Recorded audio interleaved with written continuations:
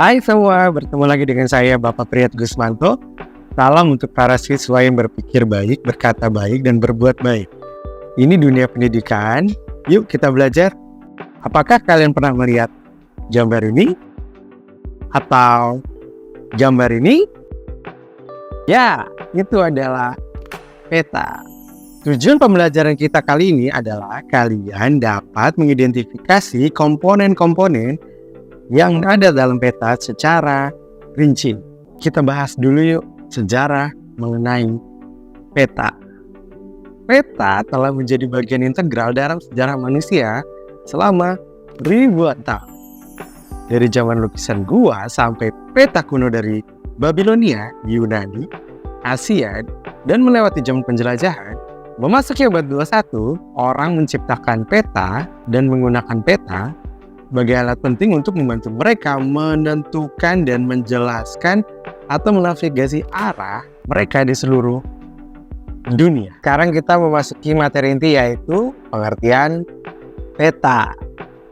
Setelah kalian lihat gambar peta sebelumnya yang tadi Bapak sampaikan, ada nggak yang bisa bantu Bapak untuk menjelaskan apa pengertian di peta? Ya, benar sekali.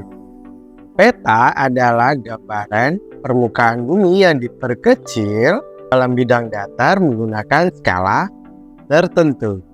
Ada 13 komponen yang wajib kalian ketahui.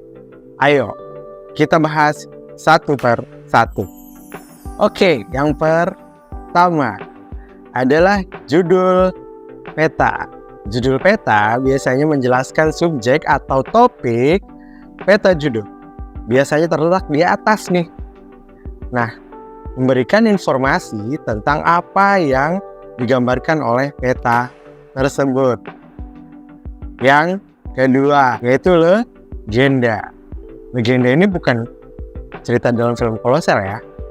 Legenda dimaksud dalam peta adalah kunci peta yang menjelaskan makna, simbol-simbol, dan warna yang digunakan pada peta, memungkinkan pembaca untuk mengerti atribut atau jenis objek yang digambarkan pada peta, seperti jalan contohnya, atau sungai contohnya, atau hutan contohnya, dan lain sebagainya. Yang ketiga ada namanya skala.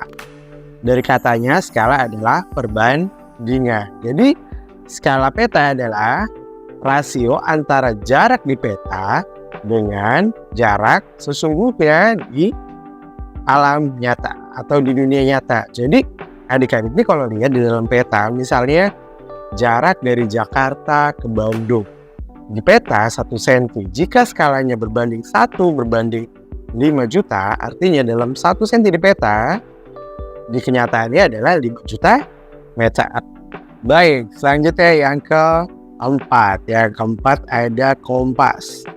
Kompas biasanya menunjukkan arah mata angin, utara, timur, barat, dan selatan. Ini berfungsi untuk menentukan arah peta, digunakan untuk melihat peta ini menghadap kemana, arahnya kemana, biar pembaca peta tidak bingung. Selanjutnya ada garis koordinat.